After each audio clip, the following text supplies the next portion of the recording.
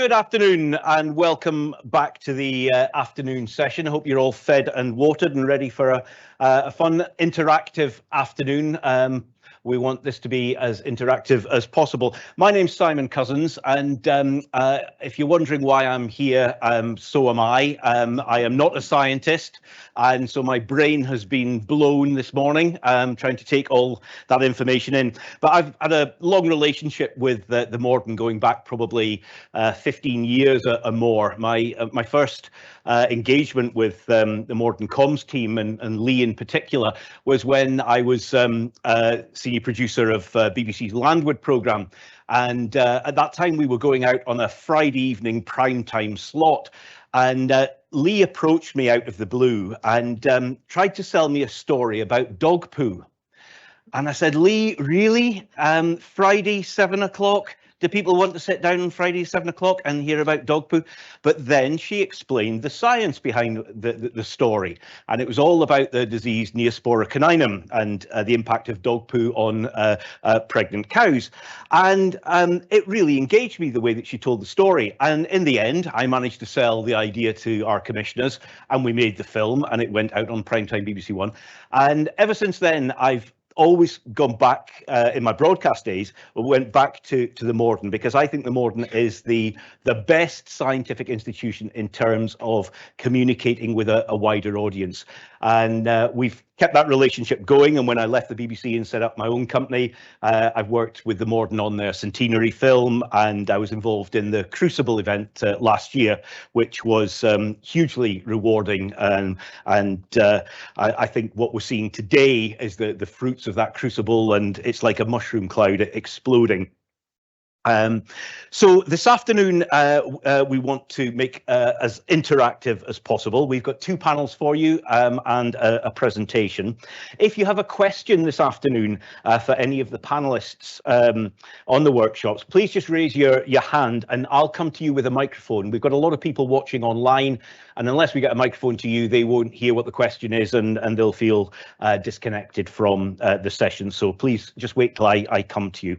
So our first workshop panel is all about how equine grass sickness researchers can enhance their contacts and relationships with busy vets in the field, and how we can encourage more post-mortems to increase the samples available to the biobank.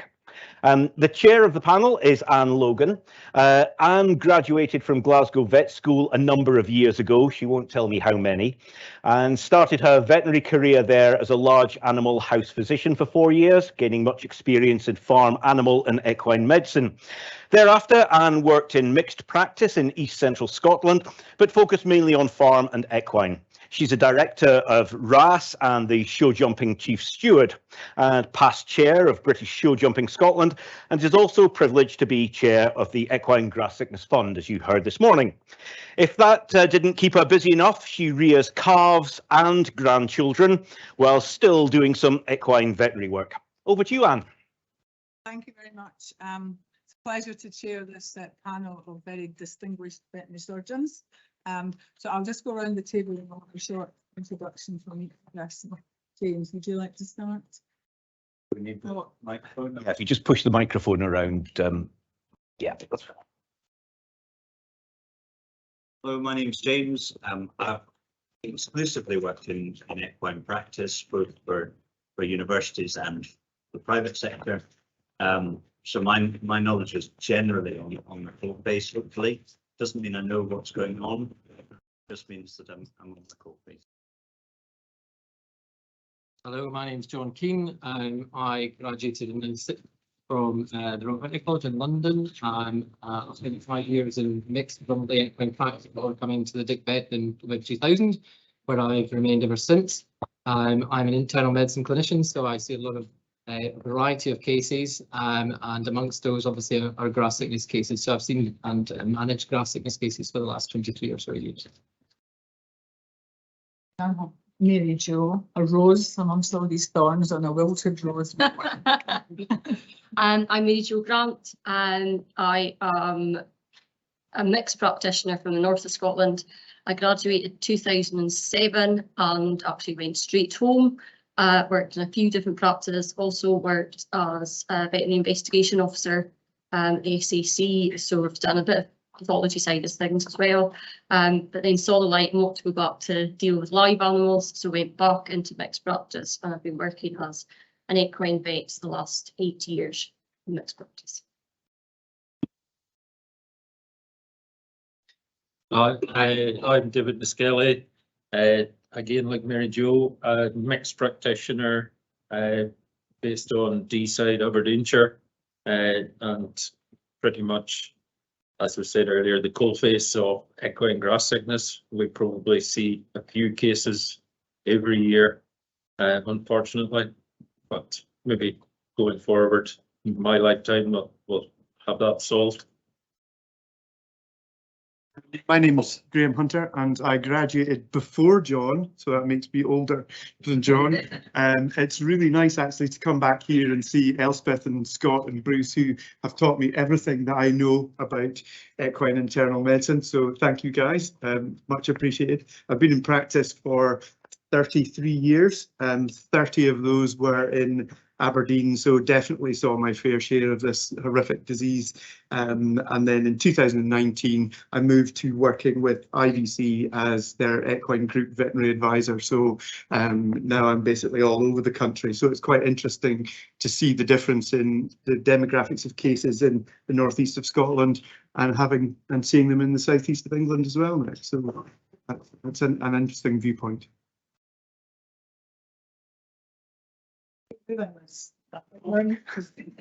Yeah, unfortunately, I'm the wise people would hear. Yeah.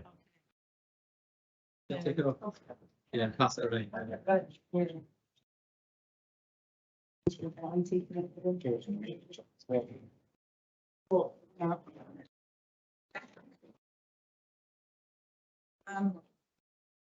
Okay, can I just start? I would like to ask John something.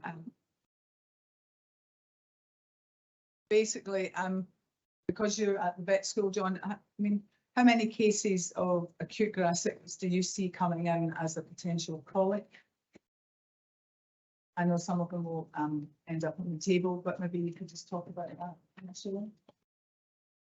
Yeah, it's an interesting question. It's kind of one of the things we always struggle with a little bit when we get presented with acute colics, particularly during grass sickness times of year, where but all year round really we're interested in these cases, and it's sometimes very hard to tell the difference between an acute grass sickness that we see and an acute presentation of colic as well, and we take a lot of care, obviously, trying to kind of delineate all the different factors that are going to help us with our diagnosis. Really, it's like a big jigsaw puzzle. So we look at the signalment of the animal. You know, is it a young animal compared to is it an old animal? We think about where it's coming from. You know, so if Graham or Mary Jo sent us one down from Aberdeenshire, we're possibly more on the thinking about grass sickness, etc. We'll think about the premise risk factors as well. So if they've had a history of grass sickness on the premises, that's really important to ask them. But undoubtedly, we do get these cases where it's really hard to tell because a lot of the clinical signs are very similar. You know, they've got a high heart rate. They'll have distended small intestines, they've got some nasogastric reflux, etc. So sometimes it's extremely hard to tell the difference between the two. It depends very much on the client to some extent, you know, what their experience is sometimes of these types of cases as well. But what we would tend to do to be on the safe side is we might send that horse to surgery. If we didn't have a really good clue that this was going to be grass sickness or an acute colic, we might take it to surgery to try and make that diagnosis at surgery. And in the vast majority of cases, if you take a horse to surgery that looks like a surgical colic and you find nothing at surgery, it's probably going to be a grass sickness, certainly if, with those kind of presenting signs and from this kind of part of the world, really. There have been occasional cases where that diagnosis is wrong, and that's one of the problems that we have, that it's really hard to make a good diagnosis without having access to neurological tissue to make that diagnosis. So that's one of the things that we find hard. We have played around, Elspeth knows this very well, Elspeth would talk about this probably better than I would, but we do some, if it's during the day, we'll sometimes do some cryo preservation of the tissue, get an ileal sample, an ileal biopsy sample, for example, and look at the neurons in that ileal biopsy sample. But they're not the best, are they? I don't think, Elspeth, sometimes for making that diagnosis. So we do struggle with that. But undoubtedly, if there are ways we can develop better ways of trying to help us with that diagnosis of acute grass sickness versus an acute colic, then all the better, whether that be in the clinical sense or when we open up a horse and take it to surgery. there any questions from the floor for the panel, or do you want us just to carry on and discuss all things practitioners discuss about equine grass sickness? Yes, the Just here. Oh, thanks. I was wondering if the panel felt that cases were going up or down generally. Do you see more cases or fewer cases, say over the last 10 years? a good question, Louise. I'll start. Yeah, I'll start. Because I've been in the same area the whole time I've really been in my my working life. Of the last few years, I would say we've seen less, and I think possibly it comes down to it's the weather side of things, that the climate we haven't had. Certainly the last 3 years we've had fairly mild winters and mild springs, so we haven't had that. Where this is all anecdotal, isn't it? But that massive swing that we spoke about in the temperatures, we've not had that with us. What there has been in the last few years when we have had grassers, it's been more the back end. It's been even slightly later. We've had like ones in November time, and that's when we've had like last year. We had one case, and it was November where we had like 15 degrees one day, and then the following day it was -3. And that's normally the swings that we might get in the springtime. But last year that was only. But of recent times, where we are in Rossshire, we've had less. Yeah, I think we've possibly had less. It really, I think, because our practice attends to World Horse Welfare at Bellwade, so it really depends sometimes on their intake as to if they get a lot of youngsters coming in and we get the climatic conditions that Mary Jo's just spoke about, then yeah, we can get a 5-6 in a 10-day spell. Which we had 2, maybe 3 years ago. We had a really bad spring, but out and about, I don't think we see quite as many. But again, it's been probably COVID, and maybe been a slightly more static horse population as well, and there hadn't been people buying, and it wasn't the same maybe number of youngsters coming up and down the road that we sometimes would have. I definitely see less because I moved from Aberdeen to the south of England, so definitely seeing less in number. I would be really interested to know some more kind of stats on horse populations, because the Beta report came out the other day, and if we look at the whole horse numbers in the UK, we've gone from in 2015 a population of 950,000 horses to the report that came out the other day, which basically states the UK population is now at 760,000. So in the past 8 years, we're 200,000 horses less in the UK. So potentially proportionally, we're going to maybe see less cases. The other interesting thing I'd be really interested to know is that the average age of horses in Holland is 7 years old. Now that fits with the average age of when grass sickness might hit. So I'd be really interested to know what the average age of horses in the UK is, to see if where we're seeing that demographic in age, is that reflective of the population, or is that actually directly related to younger horses? But I would agree with Mary Jo and David that I definitely are aware of a reduction in the number of cases, but equally we've got that time swing. So in 2 years' time, we could have another massive peak, where weather conditions, the perfect storm, as it was called earlier, actually hits, and we see numbers going back up. I wouldn't like to put my hand on my heart and say it's going away. It's as well that there's less people breeding, so there's going to be less youngsters coming through as well. So, and then that's your demographic that's going to be hit by as well. James, I think speaking to others, speaking to colleagues and things down south, I think one interesting thing that seems to have come out of a lot of the biobank talks is that the disease was perhaps under-recognised down south, because it's very easy to misrecognise anyway, even if you're used to diagnosing it all the time. So there seems to have been an upswing in cases or samples since we've increased awareness with the biobank. So, I mean, it all comes back to what Richard was saying about surveillance and numbers and reporting, doesn't it? But that's not up to me, but it sounds like Richard had a plan. Just a kind of add-on comment, really. I suppose it's interesting because that's our perception, is that the cases are less. But of course, because we are in a referral institute where people send them to us, we don't know if that's because they're being euthanized at home or whether there are actually less. So I'd be interested in you guys actually whether you feel that that's across the board or whether it's just the acutes that you're seeing less of. Are you still seeing chronics, or do you think there's a difference in the types of cases you're seeing? I don't think so personally. I think it's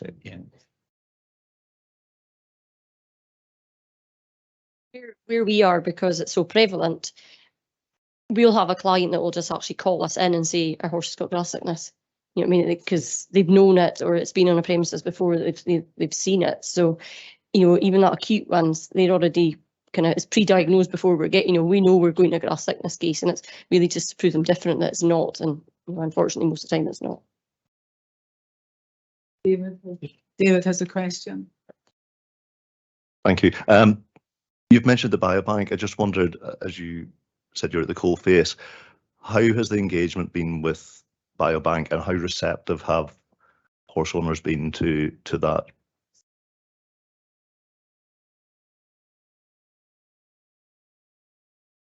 Yeah, like I think probably Aberdeenshire, most owners are very aware of grass sickness and are very aware of the biobank, and certainly, you know, if they don't know it, their best friend knows of it.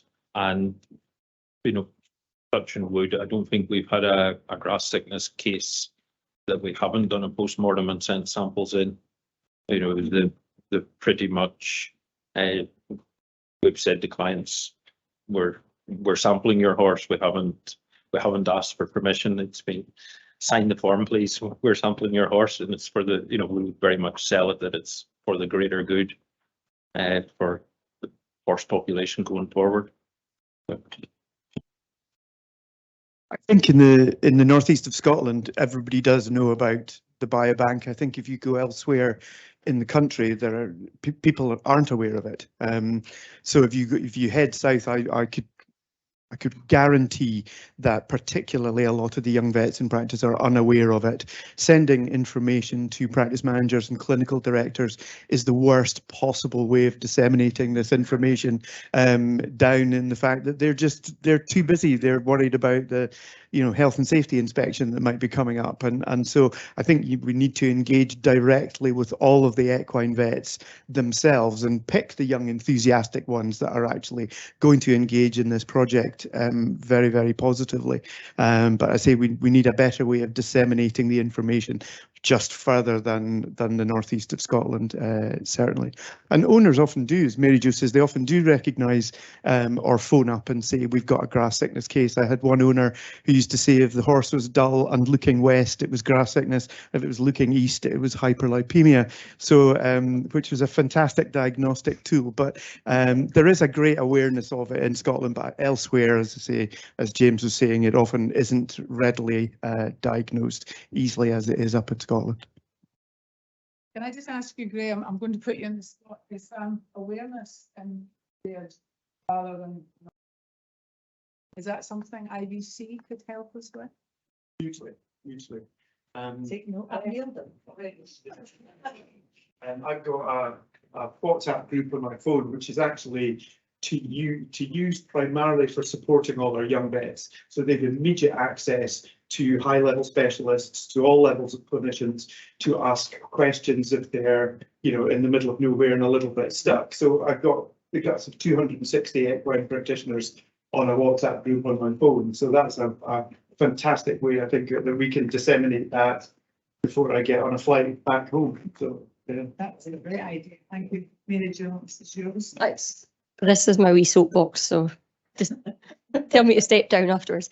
I think the unfortunate thing with when the biobank started was just in the aftermath of COVID, when vet practices were busy anyway and just trying to deal with everything. So, but nobody can help that. But I think we do now need, especially where we are in the north of Scotland, we've got clients that recognise what the horse is and the horse has got grass sickness. It's then getting them to the stage to accept, you know, for us to take post-mortem samples.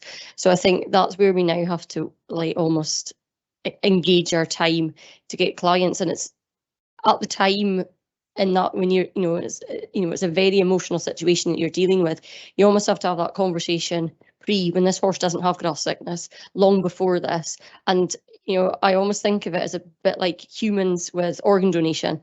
The conversation should be had then. So if at a point this does happen, what are your wishes with your animal? Or rather, and expect it should be that their, parts of this animal should be donated to science. And I think, it is, I know these are, like, I'm a horse owner myself, and I know the feeling of it, but once your animal's gone, they're gone. So let it be for some good afterwards, and just go back to the house, because nobody needs to see what's going to be done. Just go back to the house and, let the vets deal with it, and then know that there's greater good is going to come from what's happened to your animal. Thank you. Hi, with regards to the biobank samples, do you think I don't know if you do already, if not, do you think it would be beneficial to take any samples from survivors, even if it's sort of a few years down the line? Could they possibly have something that would maybe connect a few dots, or do you think that once the initial sickness is past, then that's kind of an end to it? Do you think that the survivors may hold a key of some sort to what's going on? That's a really good point. I'll pass over to our internal medicine specialist here, John. So could you elaborate a bit more on what you were asking? So kind of.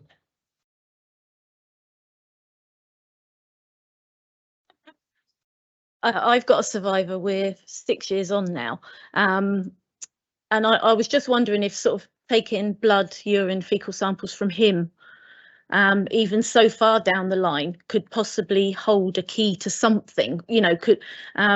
Could you find something in his blood or his urine or his feces that possibly connects a few dots? With relevant cases, with current cases, to how they could sort of go on, if you like, once they've survived. If things start to gradually, I don't know, creep back up to where they should be, deteriorate further, that kind of thing. Yeah, like no, if absolutely. they have a key further down the line, if you see what I mean. Sure, absolutely. I think it was interesting what David was talking about, those two different populations, where there's different populations of horses that, in terms of susceptibility. I suppose that's interesting.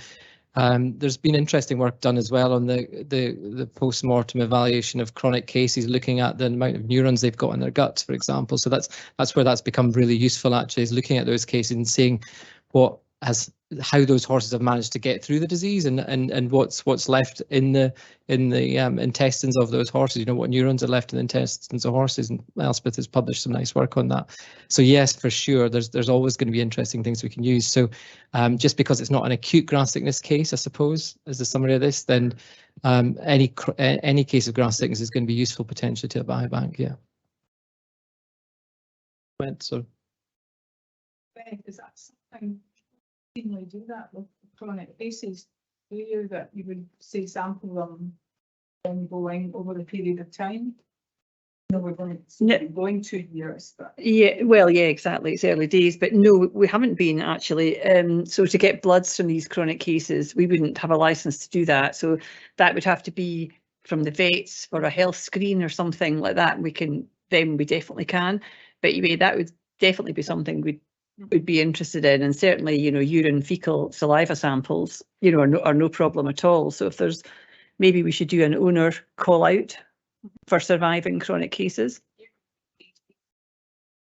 Yeah, they'll be coming to you offering. Yeah, exactly. No, really good question. Thank you. Just going back to informing vets up and down the country, would it be a useful practice for the passport providers to actually put on the front of the passport, not in the guts of the passport, but on the front, are you aware of equine grass sickness? So that the vets who come to inoculate them, and they've got to open the passport, on the front of it, it will be aware to them, are you aware of grass sickness? Are you aware you can be helping by supplying to the biobank, etc., for further information? And, and then put a website on for them to be able to go to the Morden. That's a really good point. James, you and I have discussed this before, so I'll pass over to you.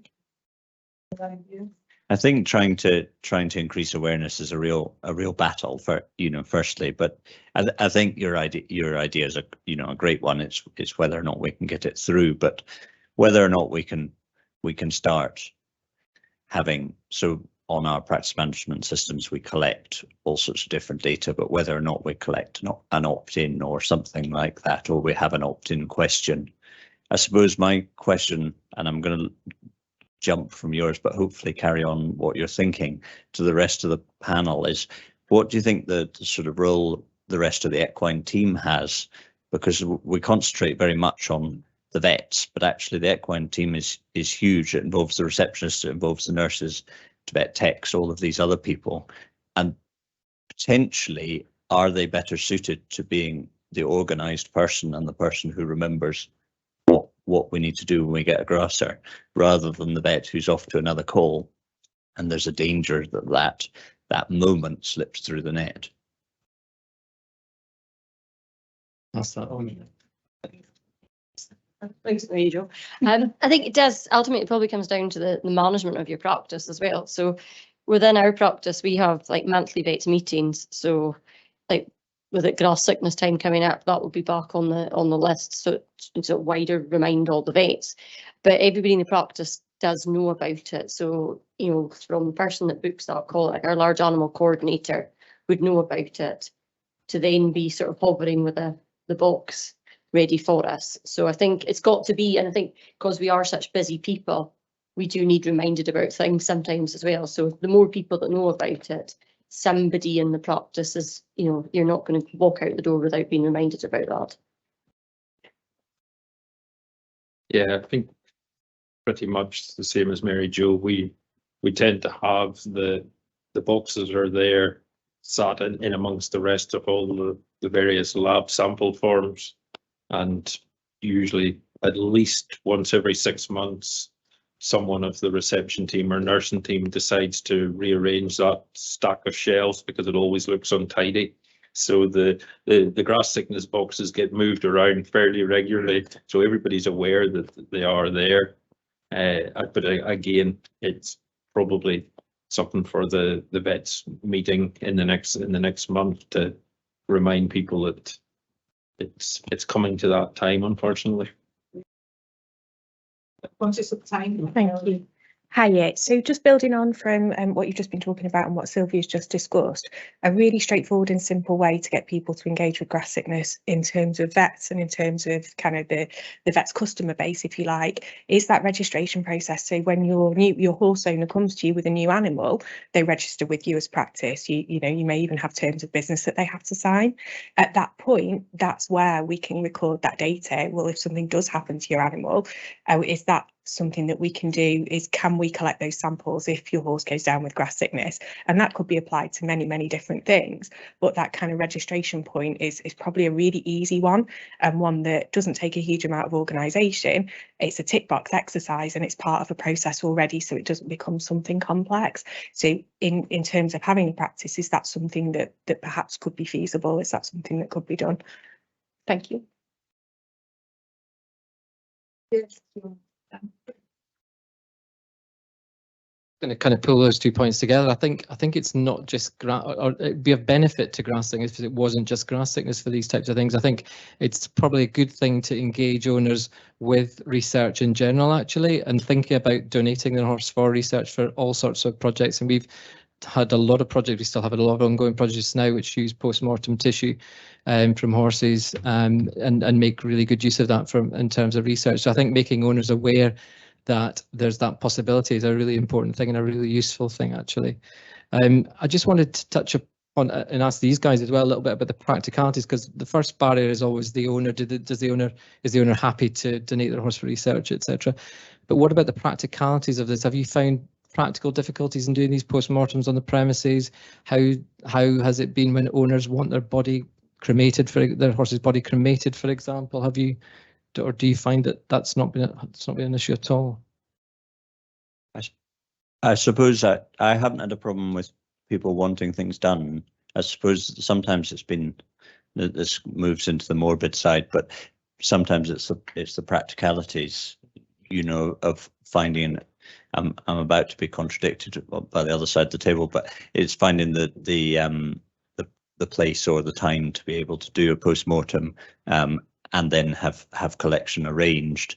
It's not necessarily impossible, as we're about to hear, but it can be a barrier, particularly if it's something you've never done before.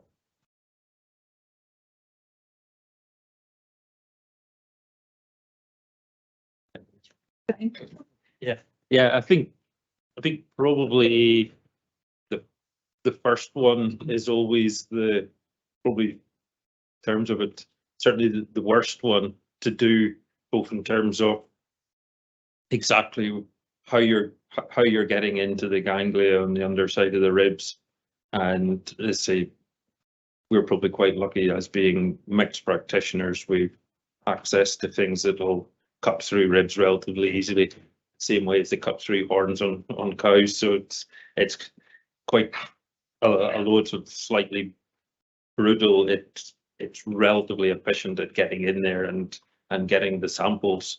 But I think the first one, explaining it to the owner and knowing what's involved is always the most difficult. But after that, actually, what you take out and what sort of, if you like, what remains are left, it's much easier then to what to expect and what the owner's going to expect, and it's relatively simple. Now I wouldn't have any qualms about being organised to do one, and to say it's only a 20-minute, half-an-hour procedure, so it's not with the right kit. It's not you're not there for 2 hours delving inside the person's horse, which is always the worry that from their point of view and from a being busy in practice point of view. I think this hugely comes down to education again. We were talking initially about, do we put like blood donor cards, stickers on passports? I think you still have to get that consent at the time when it happens, and people can become very emotional and not allow you to do it. So I think for me, it's about education about grass sickness, full stop. I could have a client meeting about worms and I'll get 6 people turn up. I could have a client meeting about grass sickness and I'll guarantee I'll get 200.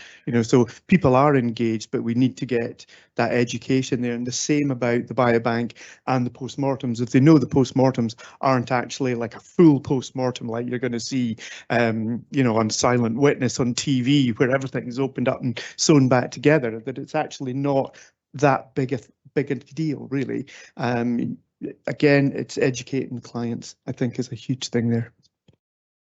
Can I just say, Melody, I think something that is difficult when you register, if you were to ask the new client, would they be willing to donate their horse in the event of grass sickness? In certain areas, if they're going to a new livery yard, they would probably decide, they would say, has that yard had grass sickness before? And if that's the case, I want to move somewhere else. So it's in an area where there are lots of cases of grass sickness, or have been historically, it's almost easier to deal with that horse owner than a generic horse owner throughout the country. And it's quite a sensitive issue, and I think that's in some parts of the country that perhaps doesn't help the diagnosis of the disease because it's kept very quiet. I think that is very, very real. Okay. Well, just really following on from what Graham was saying, maybe we shouldn't be calling it a post-mortem for the owners. Can we describe it as something different and a bit less scary? Collection of tissue. Yes, tissue retrieval. Keyboard sampling. Tissue retrieval. Yeah, Because it's got a purpose. we actually are calling it post-mortem at the moment, which is suddenly Yeah, striking no, we me as are. that's not very clever, is it? And vets would be very lax in saying it's a PM, and then you know what I mean, and it's almost making it too clinical when it is actually still their animal. So it probably is tissue. I'd say tissue retrieval. Sounds more gentle.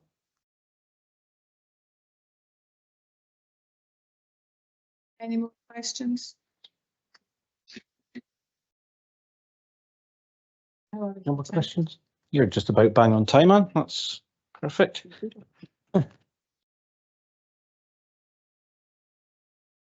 Right. Yes, so thank you, Anne and panel. You can go back to your seats now. A round of applause for the panel, please.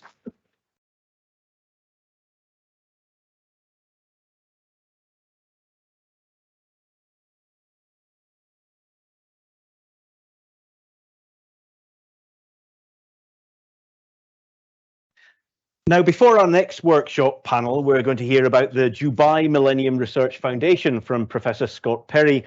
Scott graduated from Edinburgh in 1989 and returned to the Dick Vet in 1991, where he's remained since in the equine internal medicine team. His clinical research interests include gastroenterology, pulmonology and grass sickness. Among other things, Scott's current position is Chair of Equine Clinical Sciences and School Dean of Students. Scott. All right. That's great, super. So I just need to work out how to advance. It's not that one. Just use the mouse, is that right?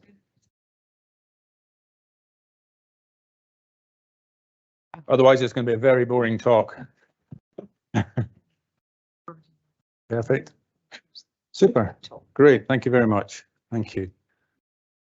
Okay, great. So thanks very much to the organisers for inviting me along this afternoon to try and condense 3 years' work into 15 minutes. I'll do my best.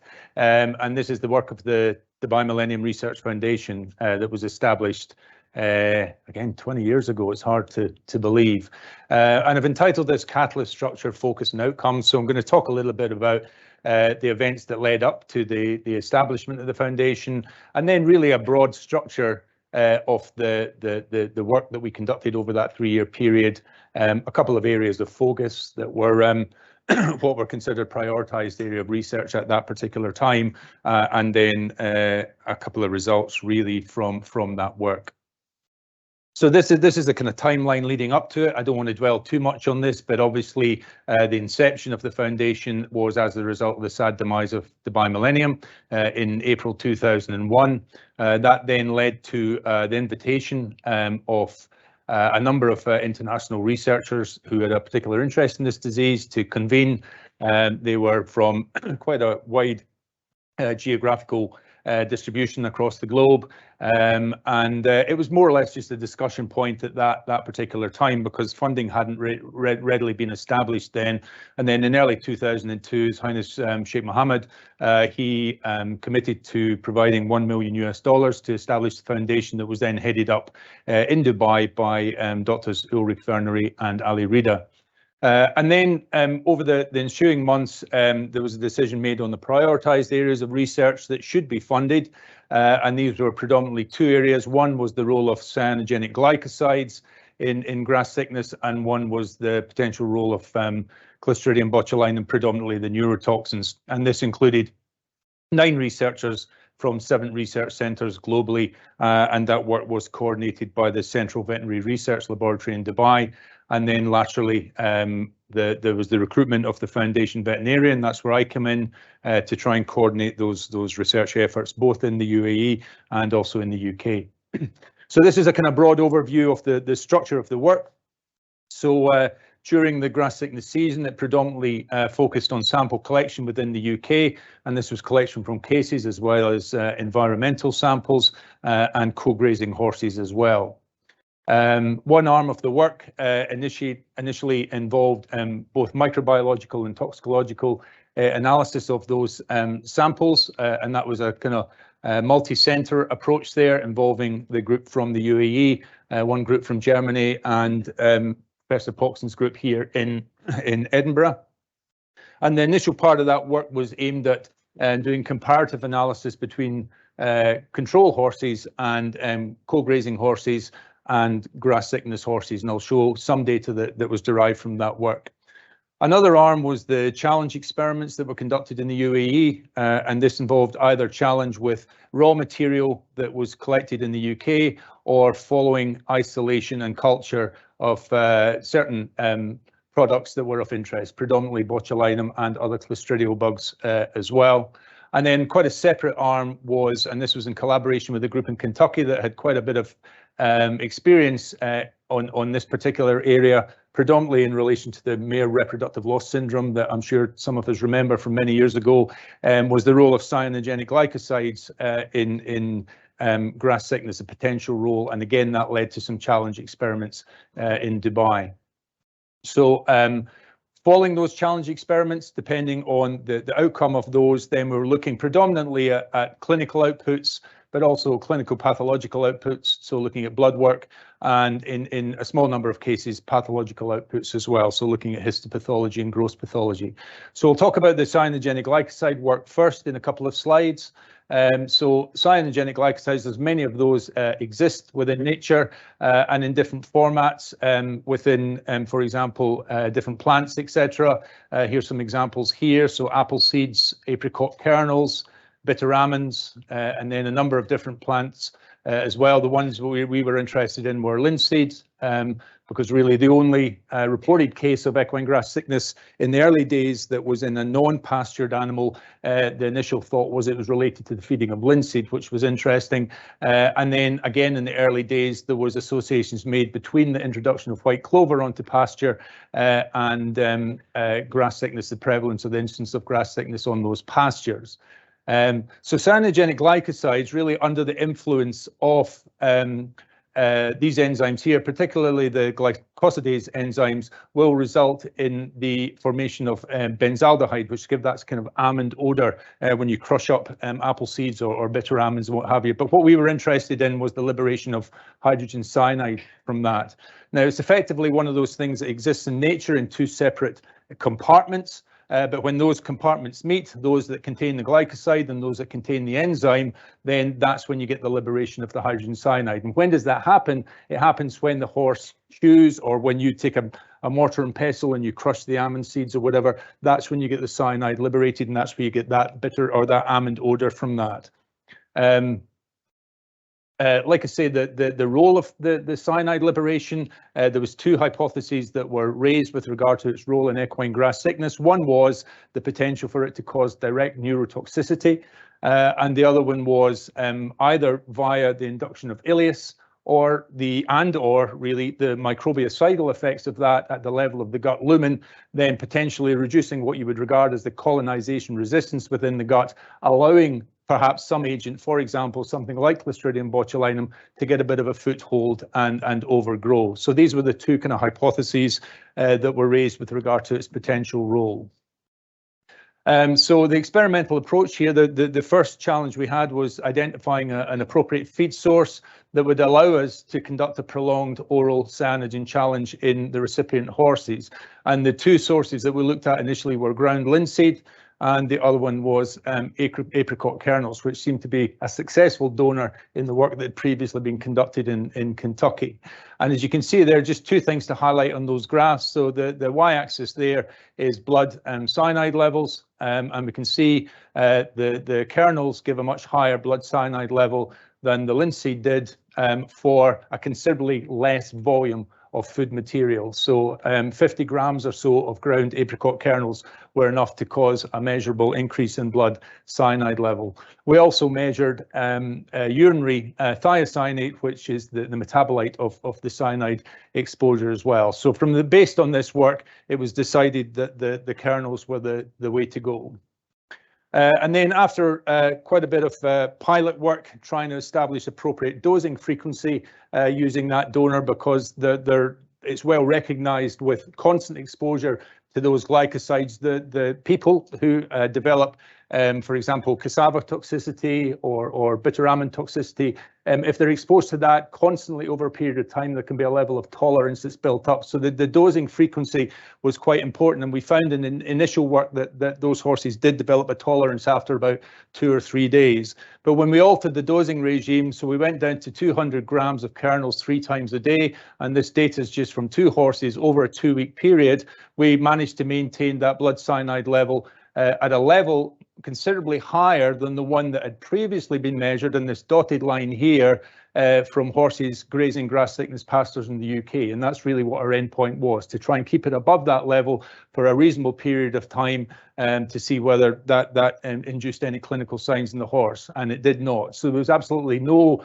clinical effect whatsoever of that level of cyanide exposure over a 2-week period in any of those recipient horses. It did result in some biochemical features that you could argue maybe were consistent with features that have been identified in grass sickness cases, but these were largely very non-specific, and the main one being that there was evidence of oxidative stress when you looked at some of the blood work in those horses. But from a clinical point of view, they were unaffected.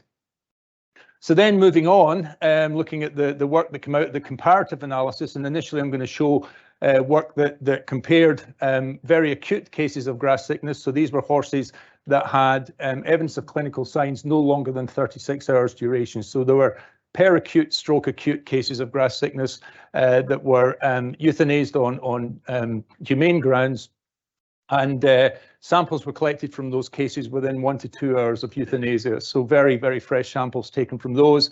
There was 7 of those, and then we had 4 control horses, again with the same duration of time following euthanasia to sample collection. And a large number of samples collected from those. The majority of those relate to the GI tract. Okay, there's a couple of exceptions there. So we're working our way through the gastrointestinal tract, and those samples were then submitted for histopathological, bacteriological and toxicological examination. And then within 24 hours of that sampling process, there was a visit to the premises and there was environmental samples collected as well, but there's insufficient time in this presentation to give data on that sample collection. And then I'm just going to show a few graphs that come out of that work. So this one here is depicting the y-axis is not quantitative. So this is frequency of detection. So what percentage of those animals did we detect, for example, botulinum toxin in? So the height of the graph is the number of horses. It's not how high the levels of toxin were. And the columns in red are the grass sickness cases, and the columns in blue here are the control horses. And then as we work through here, going from left to right, we're working through the gastrointestinal tract. So we're starting off very proximally and ending up in the rectum here. Okay. So these graphs show free C&D toxin. This was based on mouse bioassays, free ABE toxin, and then free untyped toxin. Okay, and I guess there's a couple of take-home messages from those graphs. Firstly, that there seems to be an over-representation of free toxin within the grass sickness population versus the control horses. However, there doesn't seem to be an over-representation of one particular toxin type group. In other words, there's no real difference between the CD toxin detection and the ABE toxin detection. And then I guess the third point is that by no means did all of those grass sickness cases have botulinum toxin in their gut. But then the next group or actually before I show that, sorry, so the group in Edinburgh, as Ian Poxon's already mentioned, they were very interested in the C1 toxin. They had an ELISA that could measure C1 toxin. And in the 5 cases that we looked at, 2 out of those 5 had free toxin within those ileal samples at the time of collection, none out of 5 in the fecal samples. The next set of graphs relates to post-enrichment. In other words, those samples were put into an enrichment medium, and then again the ELISA was applied to those samples. So in other words, if they were negative on the first sample and then positive in the second one, it meant that the bacteria that were there, or certainly the genetic message was there in order to produce that particular toxin. And as again, we can see here, compared to the control horses, over-representation in the grass sickness cases in red here, both for the CD toxin and maybe less so for the ABE toxin. Again, not all of the grassers had toxin detected after enrichment, although quite proximally within the gut, you could see that almost 100% of those did. But again, we're picking that toxin up in a proportion of the controls as well, but not nearly as many of those. And again, highlighting the fact that this is not quantitative. This is just the number of horses that was detected in. And then, yeah, just highlighting the fact there that the one thing that jumps out is the level at the gut in which that toxin was detected in the largest number of horses. So that was in the proximal gut. And then following 4-day enrichment, again going back to the specific C1 toxin ELISA, detection in the ileum had increased from 2 out of 5 grass sickness cases to all of those grass sickness cases in the ileal samples, and then from 0 out of 5 in the fecal samples up to 2 out of 5 in the fecal samples. And then I promise this is the last graph like this. Okay, so the next set of data relates to transcripts. So this is looking for that genetic message for toxin production. And again, there was no specific toxin group that's overrepresented. We've not shown the data for that, but the transcripts were only identified in the grass sickness cases, not in the control cases, and certainly not in all the grass sickness cases. This is falling short of 100%.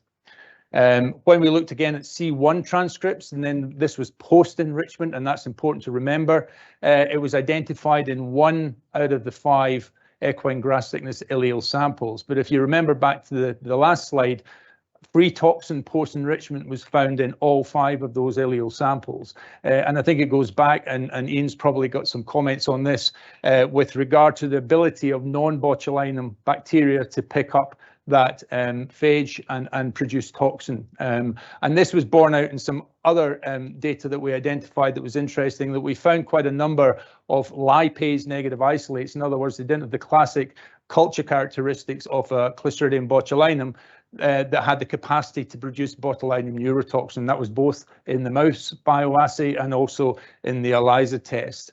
And these isolates were also negative for the neurotoxin transcripts. Okay, 2 of those were identified as Clostridium perfringens.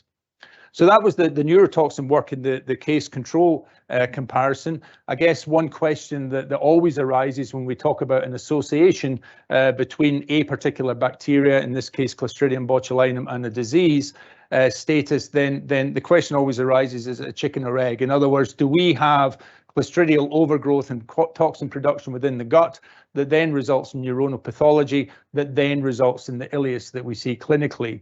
Or alternatively, do we have something else that's causing that neuronal pathology, resulting in ileus, then resulting in a secondary Clostridial overgrowth? And I think we have to be open-minded about that when we're looking purely at an association. I think the serological data answers that question a little bit more clearly, but the association data perhaps less clearly. And then when we look at other anaerobes, again, we see a similar pattern. So this was looking at Clostridium perfringens, again, in the grass sickness cases in red, the control horses in blue here. We can see an overrepresentation of Clostridium perfringens and the Clostridium perfringens alpha toxin. With the control population, we can see predominance of Clostridium perfringens, or we say predominance, it's non-quantitative again, but in the majority of the control horses, when we did see Clostridium perfringens, it was in the hindgut, which is exactly where you'd expect to see it. But again, in the grass sickness cases, we're seeing it quite proximally within the gut, within the jejunum, and also when we looked at the alpha toxin, despite the fact that the control horses had the bacteria there, we weren't picking up alpha toxin in those, again suggesting that perhaps with the grass sickness cases there was some proliferation or something going on, that we're also getting an association with alpha toxin as well as the perfringens bacteria itself. Okay, so then moving on to the challenge experiments very quickly. There was 2 sets of challenge experiments that were done. One was using the raw material. So going back to the environmental samples that were collected during the grass sickness season, there was a selection of around 12 samples that were picked for raw challenge in those horses. And the selection was based really, or was informed by the bacteriological and toxicological analysis. They weren't just picked out of a hat. So those samples, they were predominantly soil samples, were picked because they were shown to contain the bacteria that the hypothesis suggested was involved in this particular disease. And then in addition to the challenge material, those horses, it was quite a kind of complicated challenge experiment in that certain horses would receive 1 or more of what we consider to be potential triggers. And those triggers were informed partly by epidemiological studies. For example, a good example of that would be ivermectin. So we know that that's a recognized risk factor for grass sickness. What underpins that association remains unknown, but it made sense that we would factor that in. Then inulin we used as a kind of marker of seasonal or climatic increases in pasture fructan that might occur seasonally within those horses. But then we picked other things as well, like dextrin, and there's previous Clostridial challenge experiments that shown that the Success of a challenge experiment is significantly increased if you include dextrin in that, because that's a substrate for clostridial growth. We used omeprazole in some cases to try and promote survival of the bacteria as they pass through the stomach, that kind of thing. So there was a real mix of different trigger factors that we used in each of those horses. But the ultimate result was that none of those horses went on to develop clinical signs of equine grass sickness. This graph here is just highlighting the fact that, as I said, the challenge material was, or the choice of challenge material was informed by previously showing that it contains Clostridium botulinum, either ABE or CD toxin.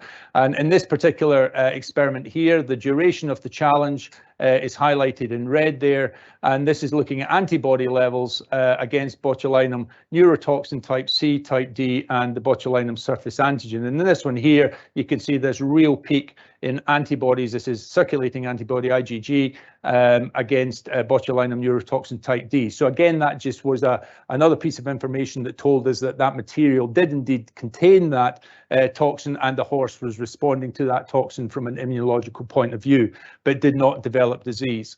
One horse, unfortunately, did develop colic and was euthanized as a result of that on humane grounds, but it did afford us the opportunity to look at the pathology in that horse, and there was no histopathological evidence of any neuronal degeneration within that particular horse, and the clinical signs were not consistent with a horse that had underlying equine grass sickness.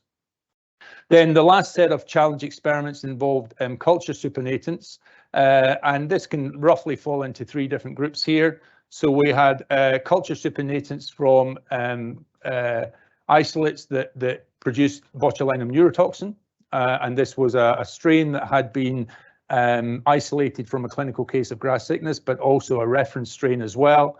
With culture supinatants from a botulinum C2 producing strain, and we had C. perfringens producing strains as well.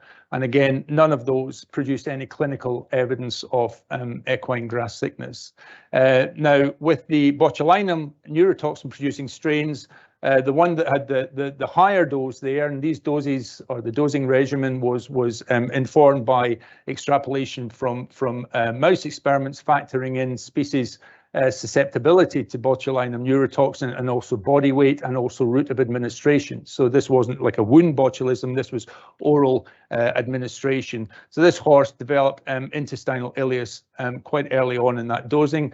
The remainder of those horses, unfortunately, went on to develop neuroparalytic botulism, and at the earliest point where that was becoming evident, those horses were euthanized before there was any compromise in welfare. But what that did allow us to do was to establish an analysis from a histopathological point of view of the gut that was retrieved from those horses. And again, none of those showed any histological evidence of equine grass sickness. And this particular dosing regimen in this one horse, this single horse here, it was a very, very low dose over 25 days. So the prolongation of challenge was quite extended, and that horse showed no clinical signs right up until the day before it was euthanized. So it had gone 24 days without any evidence of a problem, and then developed exactly the same clinical phenotype as the other horses that had received a higher dose. They just developed that phenotype earlier on. But these other horses here that developed the C2 producing strain and C. perfringens, they were not euthanized. So there was no opportunity to look histopathologically, but I was happy that clinically those horses were unaffected. So if I had to conclude on that, and I apologise for the rapidity with which we've gone through that information. Again, going back to the cyanogenic glycosides, there was no evidence certainly of a direct causative role. With regard to the case versus control and co-grazer comparisons, this supported the previously published association with Clostridium botulinum, but this was also true for other anaerobes as well. And I'll go back to the chicken and egg theory there. Was this a cause or is this a consequence? And then it might be inappropriate. This is Robert Koch here, who developed Koch's postulates. It might be inappropriate to apply these here because these are really designed for infectious diseases. But I think we could justify doing that. So if you apply those four postulates, the first one is, was it detected in diseased horses but not in healthy horses? Question mark there. It was detected in both. So this is us talking about Clostridium botulinum here. It was detected in both, but in a higher number of diseased horses. Isolation from disease in cultured horses, yes, it was. The culture caused disease in healthy recipients, no, that wasn't fulfilled, that postulate. And then the last one, the re-isolation from challenged healthy recipients. Well, we didn't apply that to Clostridium botulinum, but we certainly did to the Clostridium perfringens challenged horses, and we could re-isolate Clostridium perfringens from those horses. But that serological work tells us that those healthy recipients were receiving it with the raw challenge. So I'm not sure if I've probably gone over time a little bit, but I'm happy to take any questions, and thanks very much for your attention. Questions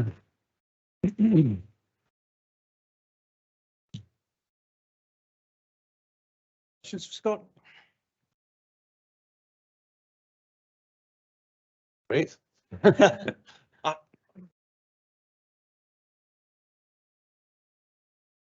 Thank you. That was really interesting, Scott. I was interested in the antibody responses you got from that first challenge, and they obviously responded in a certain way to that. Would you get similar responses, antibody responses, in grass sickness cases to those particular pathogens? I think the two sitting in front of you are probably best placed to answer that. But yeah, as Ian showed, yes, but particularly through the work of Fran did a lot of the work on IgA, IgM, or IgA certainly work, and showed that in those chronic grass sickness cases that antibody level does rise. And there's indirect evidence even going back to Tocker's day that serum taken from chronic cases of grass sickness seem to afford some level of protection for those horses. So I think it's kind of hard to get your head around but again, it depends on how long that horse lives. I guess you're going to get a serological response there, which is quite different to looking at the susceptibility of that horse with a low serological status with regard to susceptibility to disease. Yeah. Does that answer your question? Hi, I'm just wondering, is there the possibility that there could be an unknown toxin that nobody knows about and that's sitting out there and it's just not been found yet? I think you're absolutely right. I think yeah, I have my own views on this. I think the hardest thing, again, I'm a little bit skeptical about reading too much into the associations that have been found. I think a harder thing is to explain the low serological status that's associated with predisposition to disease. I think that has to be answered. And I think without accepting the fact that it directly relates to a role for Clostridium botulinum in this disease, you've got to come up with a theory. It's all very well saying, well, no, I don't believe that, but you've got to come up with another reason why. And the only reason I can think of is exactly like you've said, that having a low serological status to Clostridium botulinum might reflect the previous grazing practices of that horse. So in other words, it might also have a low serological status to other things that we don't know about. And that low serological status to that specific toxin is a surrogate marker of its lack of exposure to something else that it's then being challenged with when it moves premises. That's the only way I can kind of get it in my head. But Ian's going to come in here. I know he is. I can see him out the corner of my eye. I quite agree with you. And latterly, and this is very much latterly, we tried to build in a tetanus control to make sure it was difficult and that horses were being vaccinated. Yes. The other thing was that in Fran's work, we did longitudinal studies from the ovine equine herd in Denny or wherever it was, and saw development of antibodies over a 2-year period. Okay. So there was seroconversion, but again, your chicken and eggs, sure, absolutely fine. But do you think that maybe stress before, like a couple of days or a week before the grass sickness case comes, do you think that would have a bearing on it as well? I think there's some evidence to suggest that it might well do, movement, for example, but whether that movement is going from taking a naive animal from a point of non-exposure to exposure, or whether that movement's also associated with stress, that's possible.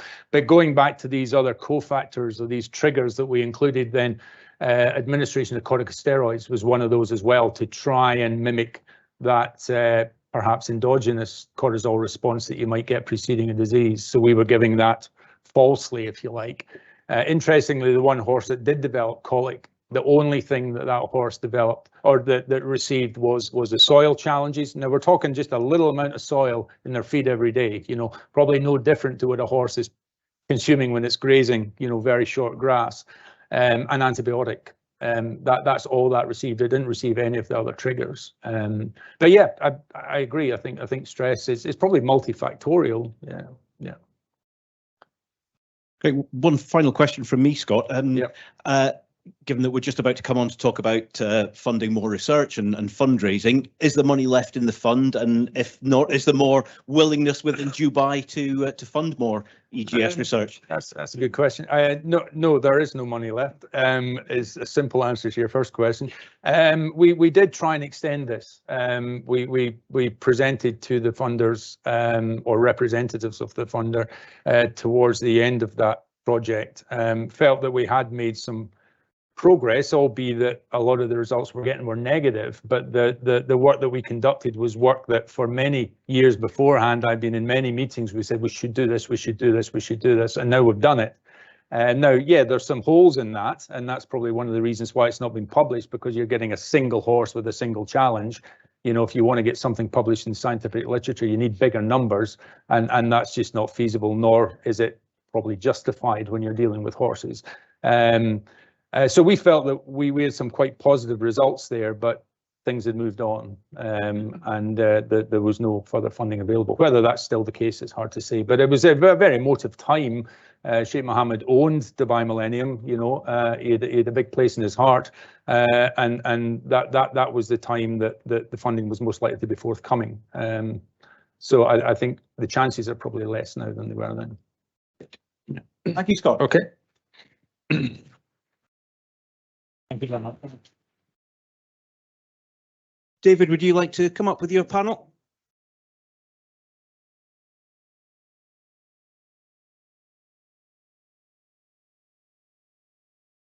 Both, thank you.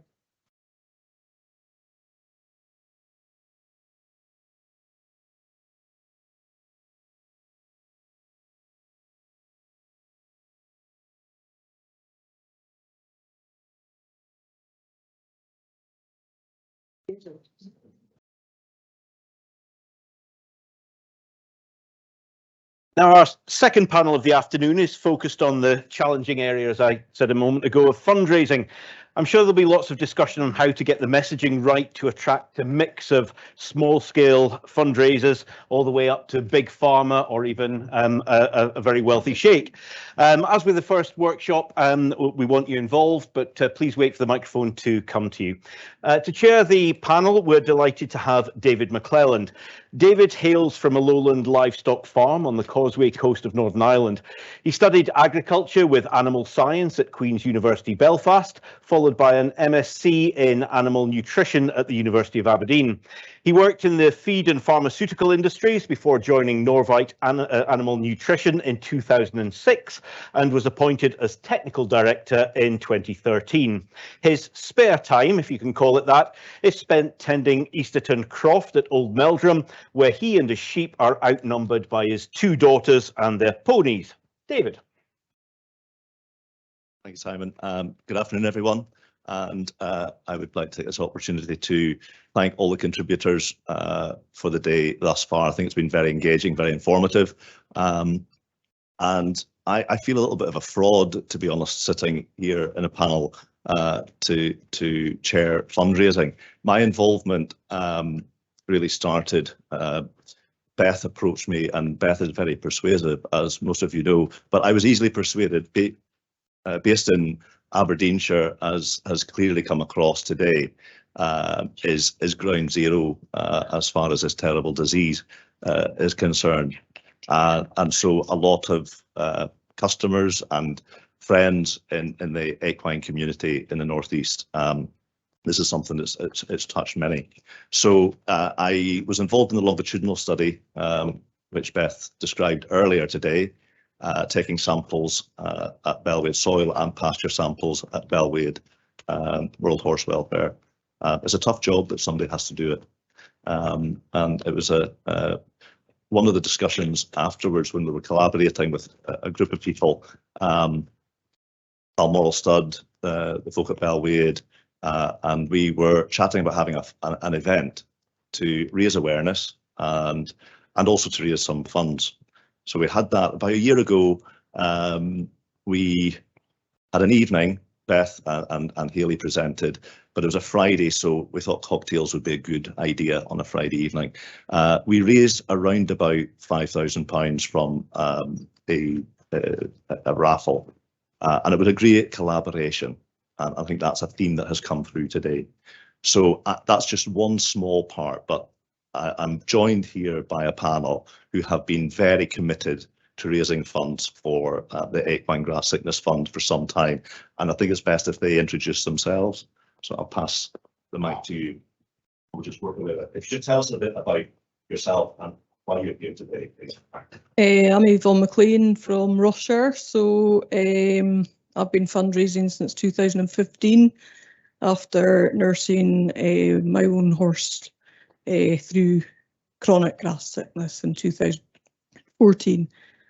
Been keeping horses for, well, 48, and I've had a horse since I was 3, so 45 years. And grass sickness is probably the worst thing I've ever dealt with. So yeah, that's me.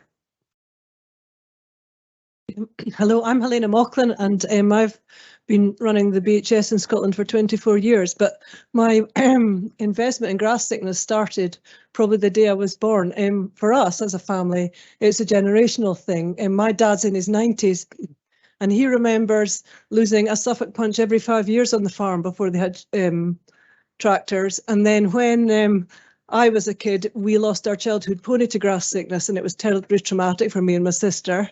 Then when I was a teenager, I had a brilliant horse that I did a load of team chasing on very successfully, and she died of grass sickness. And then when I was in my 20s, I lost an eventer to grass sickness.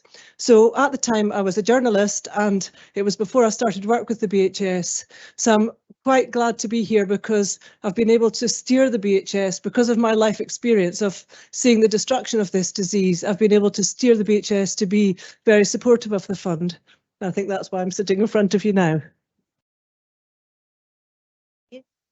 Good afternoon, everybody. I'm Sylvia Ormiston from the Breed Highland Ponies at Balmoral Stud. And up until 50 plus years, I'd never ever experienced grass sickness. I had had ponies all my life, but never ever experienced it until 2017, 2018, where we lost 5 in a year. So it's close to my heart as a breeder, and that's why I do what I do as far as fundraising is concerned. And to be honest, if I die tomorrow, at least I feel I've been involved with it. Hi everyone, I'm Jane and I work for Norbrook. I'm here today because Anne's laughing at me. I normally collaborate with Morden and Beth really on the cattle and sheep parasite side, and I don't know, one day we must have got on the subject of horses and with Anne as well, and to go with the theme, I come from Aberdeenshire, so I'm fully aware of the grass sickness issues that we have, and I've watched a friend's horse die, so it's kind of personal, I think, with everybody. You know, professionally, I feel that us as a company can help because I have a team of people out on the road and visiting lots of equine practices, and about 90% of us in the team are all either old horse owners or are horse owners. So it's just something that we feel we can give back if possible, with and sharing resources as well. Thank you. Oh, hi, I had a wonderful introduction before. My name's Melody from Hilltown Highland Pony Stud, so thank you for the intro. Award winning, thank you. So I'm here today. So my story kind of isn't really my story. So perhaps a little bit like David, I feel like a bit of a fraudster sitting here today. So my experience with grass sickness initially actually links in with Sylvia here from the Balmoral stud. So one of our mares, a mare called Bonnie, our first homebred Highland pony, was up at Balmoral being covered by one of the stallions there. And in the time that Bonnie was with Sylvia, Sylvia lost 2 stallions, the one Lord who was due to be covering Bonnie, and then, you know, within a very, very short time afterwards, Hercules as well was lost. And for Sylvia, that was a 10-year breeding programme that had, you know, disappeared, it had vanished, it had gone completely out of the window. For us, we were, you know, blessed that Bonnie was unaffected. She didn't contract grass sickness. She was in the paddock next door when, you know, when Hercules, I think, was struck down. So it's something, that panic, that stress, that worry was something that introduced me to grass sickness with a bit of a bang, really. And then obviously following that, I've spent time with the likes of Sylvia. We sadly have also lost one of our ponies since. He was 3 at the time, 3-year-old Drumlin. And obviously it's something that grass sickness, where I'm from in Cheshire, isn't as prevalent as it is up here in Aberdeenshire, but it's something that is still there. And in my area, there's not a lot of people that know too much about it. Some of the vets don't know very much, so it was great to see the vet panel before and kind of what's going on there. But there's certainly a lot of awareness that kind of needs to be generated in that area. But I'll pass the microphone back before I continue too long. Thank you. Thank you very much. So I think the idea at this stage is that we've heard a lot from the academic and veterinary professions, and you've done a huge amount of work in this area, and that was presented very clearly earlier today. And it's great to see that there's actually progression. The technology is moving on, and there's huge opportunities to progress this further. But you know, all these bits of the jigsaw. The one piece that we're going to turn to now is the funding. So please, hopefully you will have questions of the fundraisers that are in front of you. If you have questions, raise your hand and perhaps introduce yourself. Just give your name and your affiliation so we know who you are. Are there any questions from the floor? While you're thinking about that, I'm going to ask the panel members. You've talked a little bit about the motivation. Can you tell us if you're working alone, or do you find that a group, are you part of a group that helps to sustain your motivation? Who would like to deal with? Matt, back to you. You'll soon learn I'm quite good at talking. So for me, my Hilltown Howling Pony Stud is run by my lovely mum. She's the grafter, she's the person that does all the hard work. And where I kind of fit into that is obviously I'm supportive there, but I deal with a lot of the social media. So we have a wonderful following on the likes of Facebook, Instagram, and so on and so forth. So where my fundraising comes in, I produce a calendar, I take pictures, I put it together, and that's down to me. But where that becomes something else is that calendar would be absolutely nothing without the support of those people that are there on social media following us. So they choose the images, they get involved, they share the posts, they shout about what we're doing, they send me pictures and when the calendars are on the wall and things like that. So really that kind of collaborative approach of the general public, the wider public, some of them are big Highland pony fans, some of them just like seeing pretty pictures of horses or uplifting content every day. And that's something that I think is really, really important, is that additional engagement from the general public, not just the people that have necessarily been affected by grass sickness already.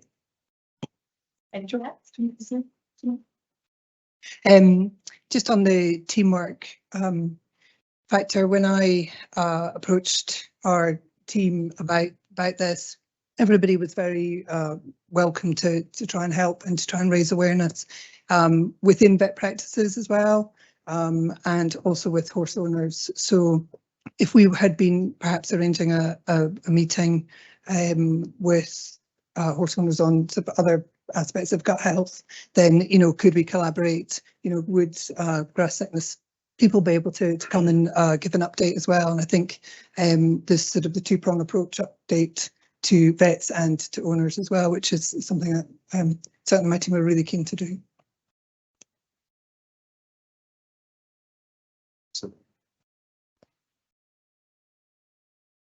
So when I started fundraising, I decided to run a show, and I wanted to go back to the fun aspect of having a show. So fancy dress and pony club games and in-hand showing and ridding, but I didn't think for a minute it would end up being the size that it is. And it's pretty much grown arms and legs since. I think last year we had 150 competitors. Mary Jo was there with her 2 kids, and Martin, who fundraises for us, was there with his 3. So what started off with me doing a little bit of fundraising has turned into work colleagues who don't have horses but want to help. And where I work, I actually do match funding, so they also know that there's a benefit of doubling the funds that they've made through working at LifeScan. So we've done walks up Irish and fancy dress. We had someone run a half marathon last year wearing a horse outfit. He's not horsey at all, he's just crazy. You know, we've done loads of different activities. We've had Bruce McGorham up to do talks, which were really successful. We don't get a lot of people up the north talking about grass sickness. Conan Vet supported that by sponsoring the event, so everything that we made on the night went to the fund. And raffles, I always think if people are getting something for their money, they give more generously. They don't like giving for nothing. So doing a raffle's a huge money maker. So yeah, huge teamwork up north. It wasn't really a question. I would just think, Yvonne, you've been very, very modest about your fundraising efforts. All the people around this table raise a huge amount of money. I did have the pleasure of going to Yvonne's show, and it's absolutely amazing what she does. Well done.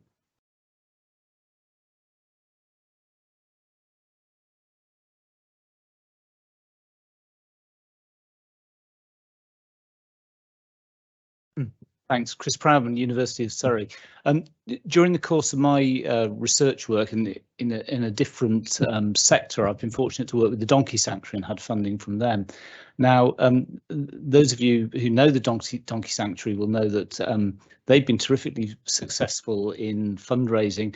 At one stage, I don't think this is the case any longer, but at one stage in fairly recent history, they were the 3rd largest charity in the country after Cancer Research and Wellcome Trust, I believe. Now, a lot of their success seems to have been down to legacy fundraising, asking people to leave gifts in their will to support their work. So my question for the panel is whether they feel that there is an appetite amongst the huge and really impressive, I have to say, support community around equine grass sickness for legacy fundraising.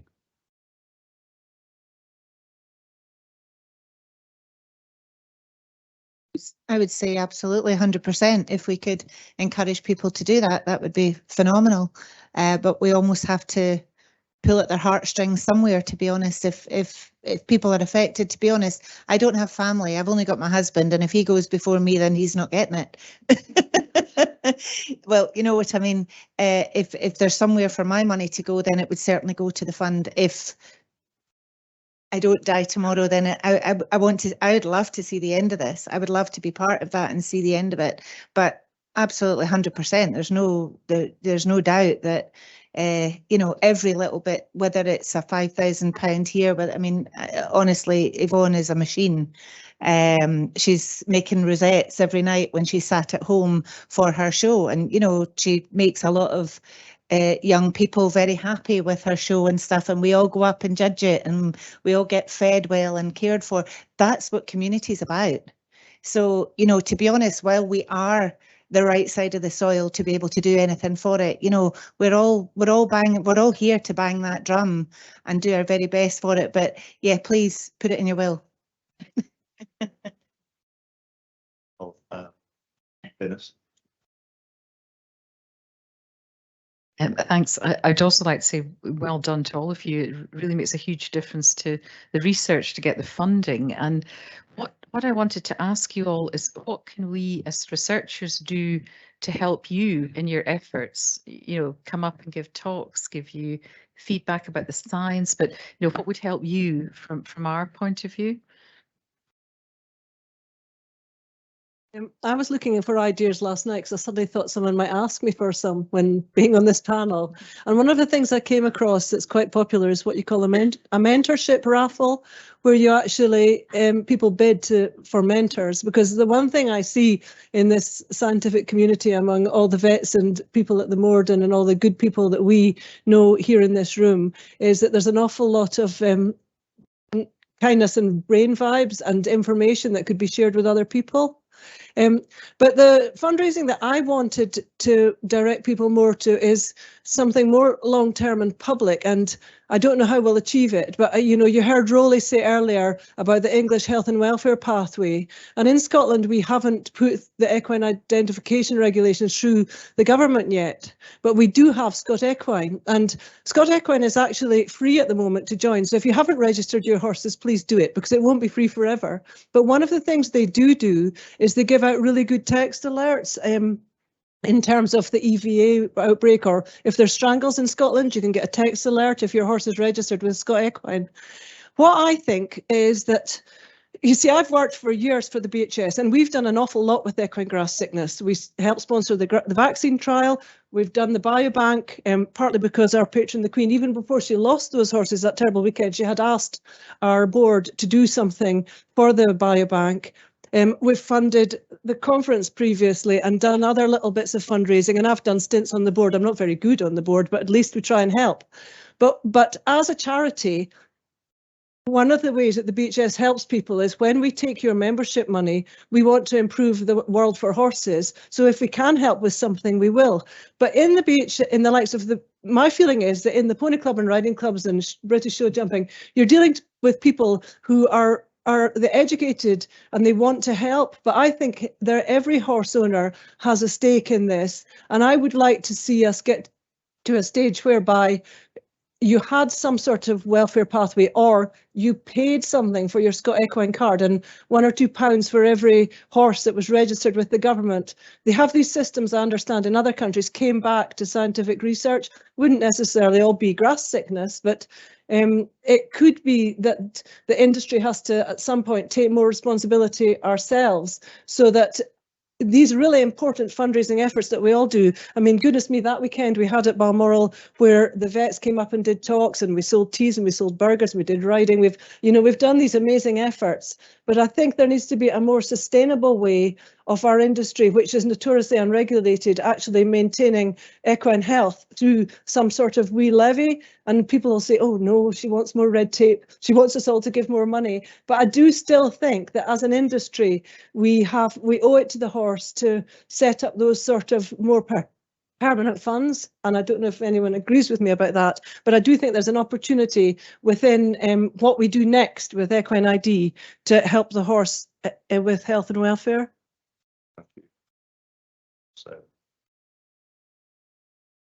Thank you. So to go back to the question as to what you guys can do in the room to help us fundraise a little bit more, for me, I'm not a scientist, I'm not even university educated. I am that simple soul that wants to take a message and spread that further.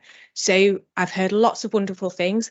A lot of it I've understood today, some of it I really haven't. But what we need to do is kind of bridge that gap from all this amazing research, this wonderful knowledge that you guys have, and we need to dissect that and break that down into really small bite-sized chunks that can be shared publicly. And for me, social media is something that I do day in, day out. I do that for work now. And it's something that is really, really easy to do. But we really need small, informative pieces of information that can go to a wider audience. So things like sharing these stories where you can see the emotion, you can hear the emotion when someone like Yvonne or Sylvia is speaking because they've experienced these, this horrible grass sickness. But when we put that together with that science and we share those teeny tiny snippets of information, whether they be positive because we're getting somewhere or whether they're negative because we're not, that information needs to be shared and it needs to be put in a straightforward manner. So that's kind of where we need to get together a little bit more and just kind of fill in those gaps, if that makes sense. Just going back to last week, the Highland Pony Society had a talk with Anne and Beth, who very kindly gave up an evening on a Zoom meeting, which is actually available on our website as a non-member. You don't have to be a member to go and access it, and you can listen to the knowledge that has come from the ladies, plus the opportunity to go and add to the fund, and that is where the word is getting out. So if there are anybody out there who would like to do a talk, whether it be on Zoom for a group, a council, a committee, a society, you know, please speak up and approach people that like Beth and Anne, who are willing to share that knowledge, because it's there forever. It's on our website and people can access it. And come the day that we do have a breakthrough, it'll hopefully be on that website too. Thank you. I'll maybe ask supplementary to this, because I think this is maybe as much to the research and academic community as to the fundraisers, but the feedback and the messages that you asked for, Melody, they're not always going to be positive, and I think that's perhaps a threat, or is that a barrier? Because we need to keep that, we need to keep the messages coming. We're not going to wait until we have all of the answers, and I think that's maybe that's where fundraisers' expectations and the researcher, the research community, we have to maybe align that. And again, it comes back to this word that's cropped up today, collaboration. So I don't know if has anyone any thoughts on if that's a barrier, and can you actually feed this information to great communicators like Melody? Thanks very much. Chris Proudman again from Surrey. I think that's a real strength. I think as a consortium, as a group of people with a shared interest, we have a very clear focus. It's to beat grass sickness. And until that happens, we're going to maintain that focus, and we can keep putting out the message. We haven't done it yet. This is still a problem. We're still losing horses. And I think that's a really powerful message. I mean, the day that we cure cancer research is no longer going to have a role as a charity. So I think what you perceive as a potential barrier, I think is perhaps a real strength that we have as a community.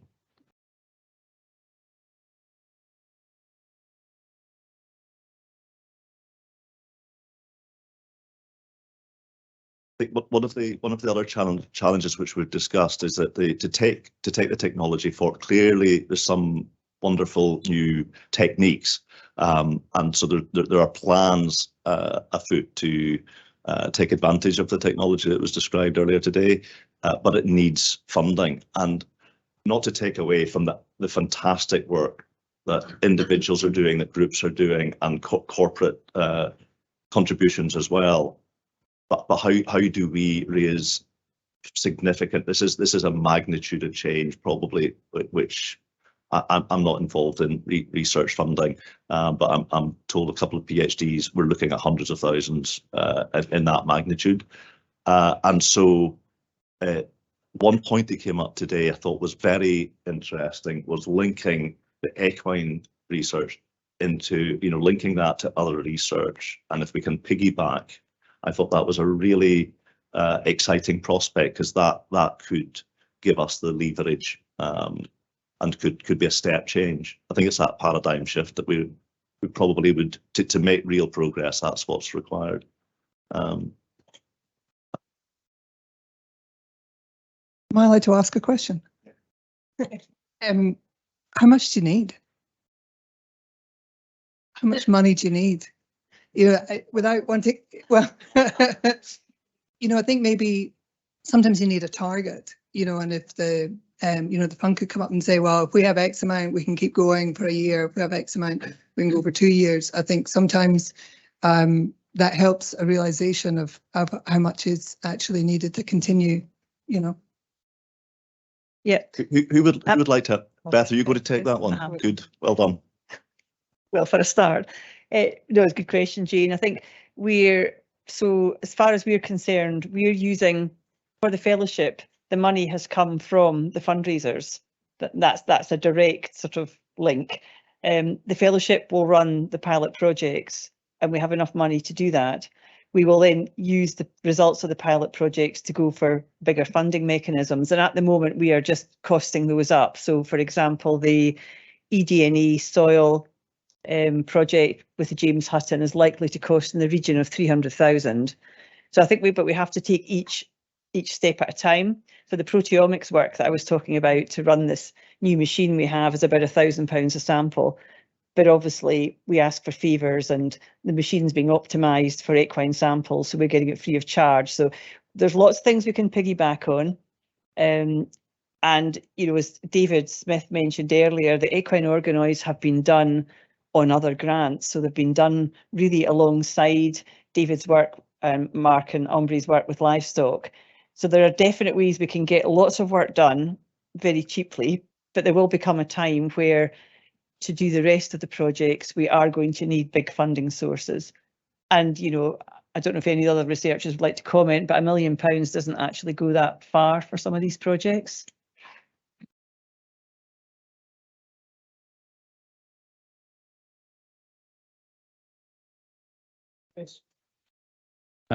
Thanks. So we had about a proposal for, or a suggestion around a levy opportunities. There's a great precedent there. Pet Plan Charitable Trust, they take a levy from everyone that takes out a pet insurance policy that goes to a charitable trust. Now, I was involved with the Veterinary Advisory Committee of that group years ago. At the time, they used to give out £250,000 per year in funding. It's now about £500,000 a year. So I think that levy suggestion is potentially really powerful, and part of the power behind it is that it's a recurrent source of funding as well. And for £500,000 a year, you might reasonably fund 2 or 3 3-year research projects for that sort of funding. On the back of that, we also heard that the donkey charity was one of the top in Britain. But how many times have you sat and watched the telly, eating your dinner, and that's the advert that comes on? So we don't have that, and you know we should. One of the other things, country file. I heard you talk landward. We talked about. You know, Sylvia's in a brilliant position where she's had that. She's well known across the whole of the UK because of the tie with the Queen. She'd be happy to open her doors to programmes like Landward. Landward done it. Countryfile weren't interested. They didn't have anyone that knew anything about grass sickness to do that, which I felt was really unfortunate. But working with the BHS and I think the Grass Sickness Fund, we should be going down the route of televising the devastation it causes. But I agree with Melody that now we've got such a different way of speaking to each other that social media, we need to tell our stories more. I know that James has got his camera somewhere, James Risk, but you know, if you can get these short sound bites out there, and something I've been thinking about all day, and this isn't even about fundraising, but for 120 years we've called this disease grass sickness. Now, I'm married to a farmer, and you know, sometimes people like farmers can't understand why a herbivore would be allergic to grass, and if it's not giving them grass sickness, it's giving them laminitis and making them obese. But I don't know whether I'm not suggesting, Beth, that we change the name. But what I'm saying is that it seems to me this multifactorial disease, and I absolutely agree with what David's saying about the One Health approach being really important and a real key to how you get attention for the fund in the future. But I'd like to ask sort of Bruce and Scott, if it wasn't called grass sickness, what would it be called? Or should we not bother to discuss that? Do we have time, Mr. Chairman? That's a very good question. I mean, people have talked about soil sickness, soil disease, because the suggestion is that it's coming from the soil. Personally, I would be a little bit cautious about changing the name, because I think everybody's aware of what the name means. And you've all told your stories today, and I would have some concerns about changing. I was involved in nomenclature change with regard to equine airway disease, and it's a nightmare. It just causes confusion. I mean, we can fully justify it, but I think there has to be really good justification for changing the name of something that people have an association or a link with. Yeah, Malseco, dry sickness. Yeah.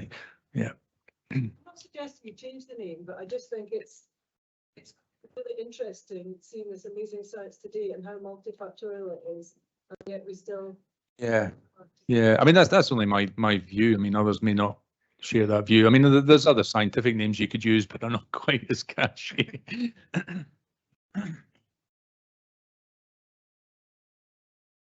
So I don't really have anything to add to what Scott said. I mean, if you're going to call it its proper name, it was equine dysautonomia. That was what it was, and that didn't really help us. It's not really a dysautonomia. It's a multi-systems neuropathy. If you mention that, nobody's going to know what that means. So let's stick with what we've got, I think, until let's find a cause of it, and then we can rename it.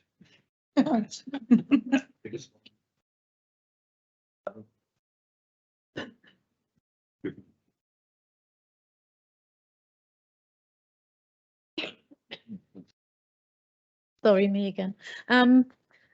Just from a humble horse owner point of view, I feel there's quite a gap going on what Melody said.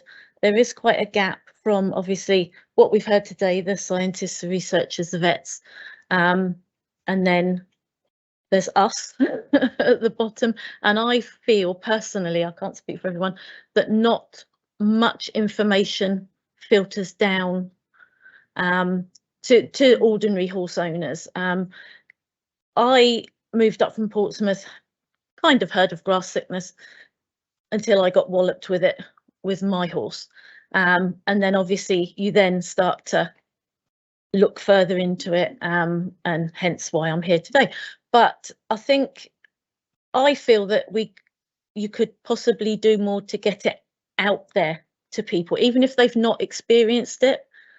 I do feel there's a lot of so much unknown, and I know there's unknown even in this room, but I just feel that maybe we could get it out to more people. Use Facebook, use Instagram, and things like that to get more info. Like Melody said, a little bit of information just filters through, and okay, we need to raise such and such an amount, and this is how we're doing, and just keep people interested and up to date and informed, rather than throw everything and then nothing for ages. So maybe just just keep filtering things through. Thanks for that point. I think that's really quite an insightful point, and it's something when you come from the northeast of Scotland, where it is, everyone knows about it, whether they've experienced it or not. They certainly know someone who has. And I think actually the premise of your question is that there has been a huge stigma to this disease. That's really, I think, getting to the nub of it. But thankfully, I would say that is changing, and people are not now embarrassed, or the stigma has been removed, and particularly with the Balmont Sylvia has done a huge amount, I think, for this disease. To just not be shy of the fact that we've done everything we possibly could, and yet there is this unknown, and it is very traumatic. So do you want to talk a little bit about that? And I think so yeah, I absolutely think that we should be talking, and that's what today is really all about. Yeah. Thank you for that question too, but are you on your own yard? Are you on a yard? Do you have your own place? Or yeah, because you're part of this, as in, if you want to shout from the rooftops, you organise a group, you shout from the rooftops, and go with the likes of Beth and Anne's talk that they did with the Highland Pony Society last week. If you want Beth and Anne to do something for you, they would do it in a heartbeat. And that just really helps share that knowledge. And to be honest, it's not a case of that there's nothing, that all of a sudden there's everything and then there's nothing. It's people just aren't maybe seeing it in the right place. But yes, we have to keep banging the drum, and yes, we will continue to put stuff up on social media, but everybody has to be part of it. And, you know, grab it, share it, and have a night, invite everybody up, raise money, have an auction. We did an auction last week last year at the World Horse Welfare, and it was a brilliant night. Brilliant.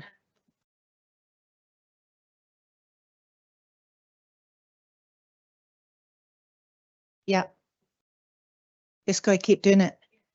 Brilliant, good girl. So I think Melody has your comment. Thank you for the question. And I've had the pleasure of meeting your beautiful survivor. I was really lucky to present a rosette at the Highland Show, so you are doing a huge amount. Those small bite-sized pieces of information that I keep talking about, I wholeheartedly agree with you. But just getting together in a room like this and having the science and kind of the rest of us in the same place is a really good start. I happened to have a conversation 2 weeks ago with a writer for Horse and Hound on another subject, something to do with work. And she said, how are you? How are you ponies? Are you having foals this year? You know, tell me what's going on. And I told her I was coming here. That person is covering this event today from home, but she's going to be writing in Horse and Hound about equine grass sickness. And that's just a conversation that's happened, and she's gone, oh, actually, yeah, I think I'm covering that. I'm going to make sure that gets some airtime. And that tiny conversation that was a whole of 3.5 minutes, more than likely, is what's made the difference. And it's these small things that can get out to the bigger audience. And as I say, wholeheartedly agree with you. And it's something that we can all do a little bit of, whether it's a scientist, whether it's somebody that has a great platform because, you know, you're a little bit famous, or whatever it may be.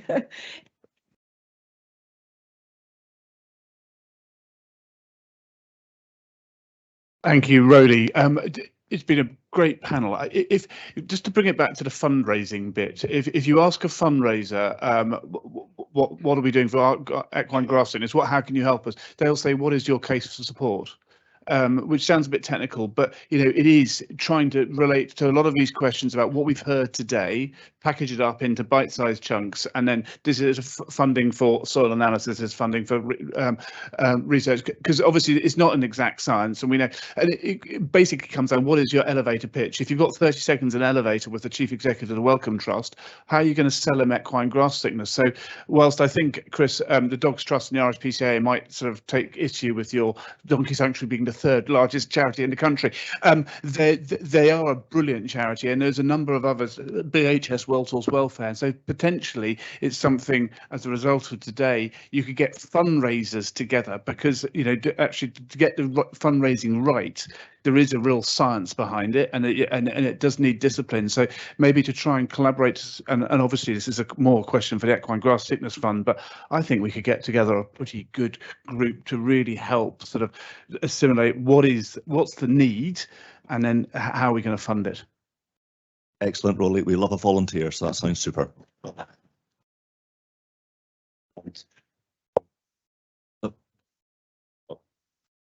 You're next. Oh, hi, Richard Newton, Cambridge University. Just drawing parallels with other diseases that I have an interest in, and you picked on the stigma, which I mentioned earlier. There's a disease out there called strangles. Again, that's a very old name. We haven't come up with a better one.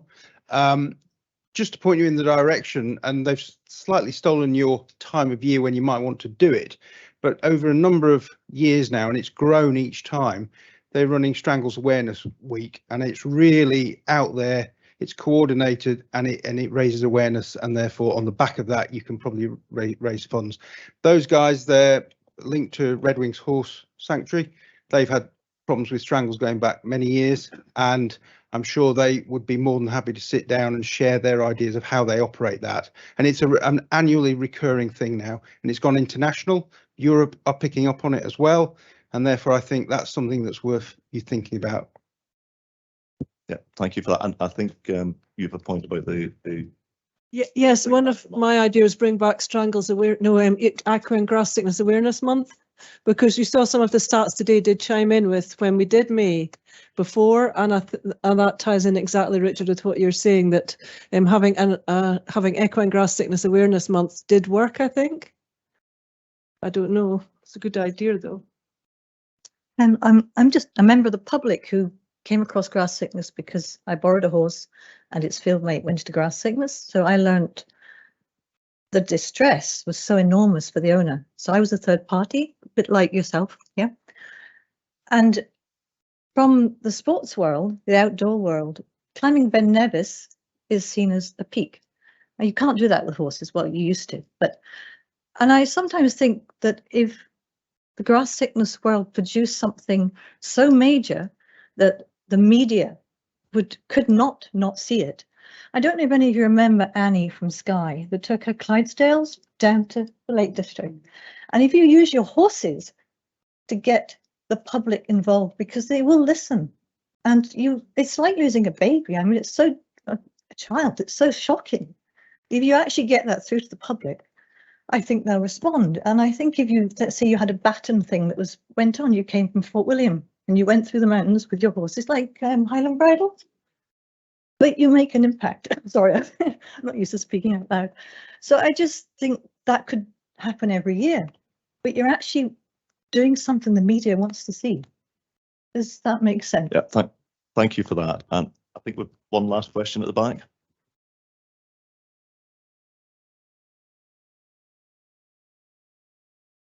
Hi, sorry, John. I'm a big fan of sharing data or not borrowing it, other things.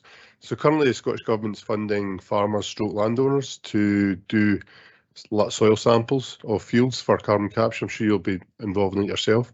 Is there any way that the Scottish Government would share some of that data, or someone could share and give you a nice picture across Scotland without actually having to fund it yourself? And also in the back of that, the gentleman in front of me spoke very well on what he's working in livestock industry. I think we can learn a lot from other industries going forward and use their techniques and data.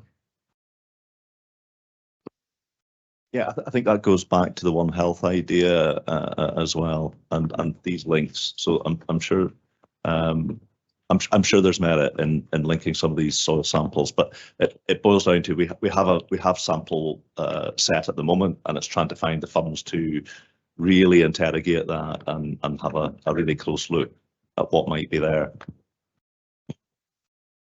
Simon, have we run over time? I think we're just about there, unless there's any What a final questions. Thank you very much for your contributions, everyone. Yeah. Thank you, David.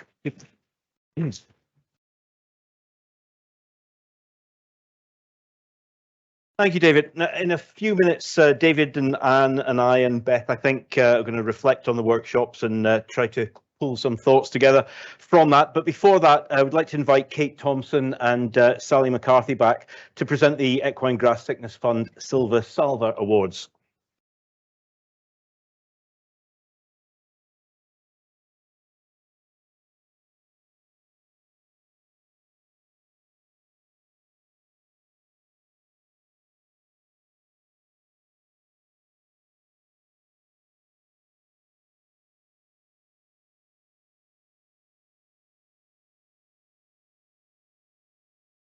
Right, so it's me again, but this is the last time, I promise.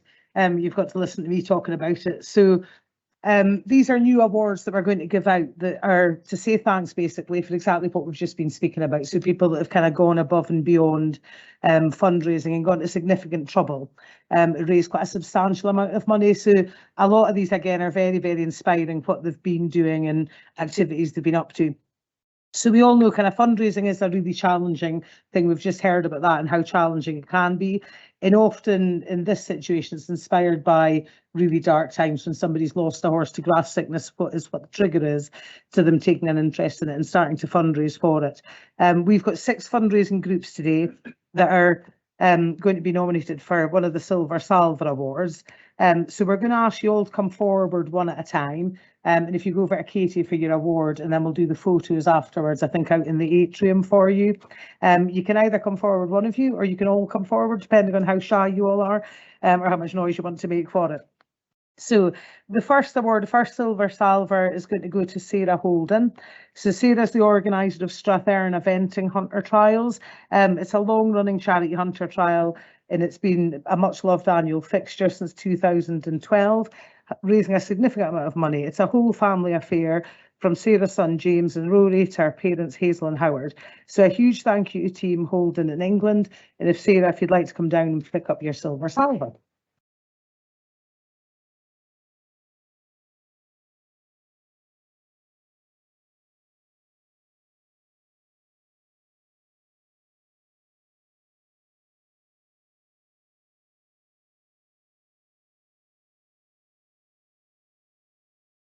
So the next award goes to Bellwade Cocktails event. So it's organised by Aileen Gillen, Caroline Hurd, Lynn Goddard, David McClelland and Sylvia Ormiston. So this event took place in May 2022 and involved a great combination of cocktail tasting, a delicious buffet and a presentation on the equine grass sickness biobank. Bellwade Farm has been a huge and valuable help in running the longitudinal studies, and we're particularly indebted to this whole team for making the event happen. So the Bellwade cocktail event team, if you would all like to come forward.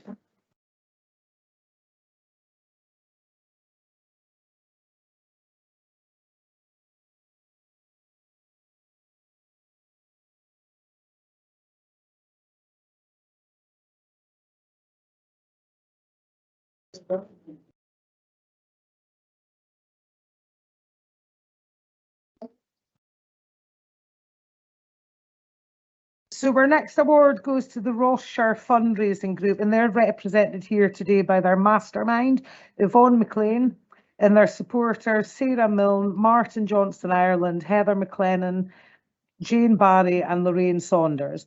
The Ross-shire Group are renowned for their fundraising antics in support of the Ross-shire Fun Show, as well as the show itself and the many volunteers who allow this to take place. By employing these spin-off tactics, Ross-shire have managed to raise an incredible £86,000 since they began. Today in particular, we want to thank Martin Johnston Ireland for his regular bonus ball competition, and we'd also like to thank Yvonne's employer, LifeScan Scotland, who have made significant match donations over the years as the employees undertake these crazy fundraising adventures. So if that entire team would like to come forward and get their rosettes or their awards if they're all here.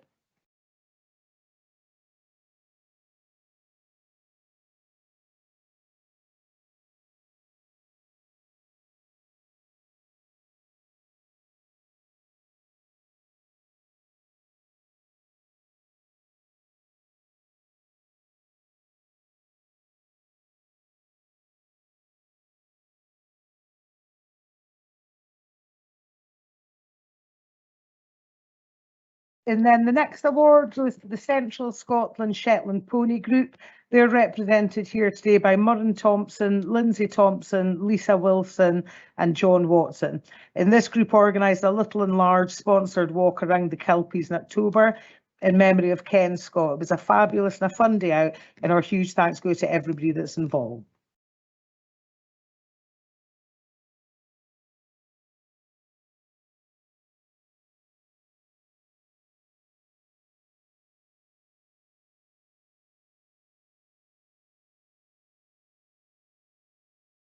And then the last award, and this one's really local to our yard, so I know that a huge amount of my liveries go and really enjoy this show.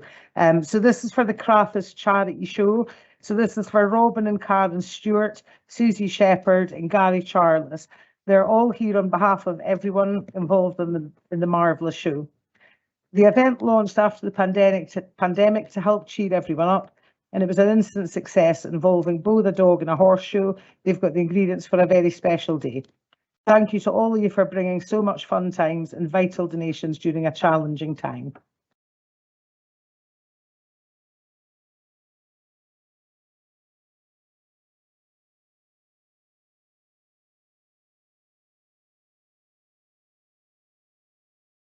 And I think we should have one big last round of applause for all the awards winners. Very well.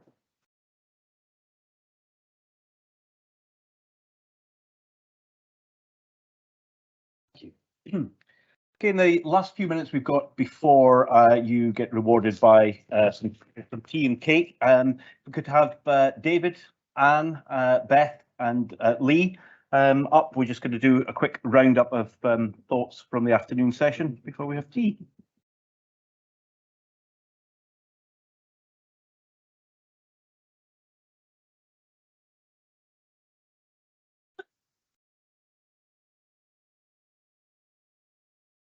Okay, this is the bit where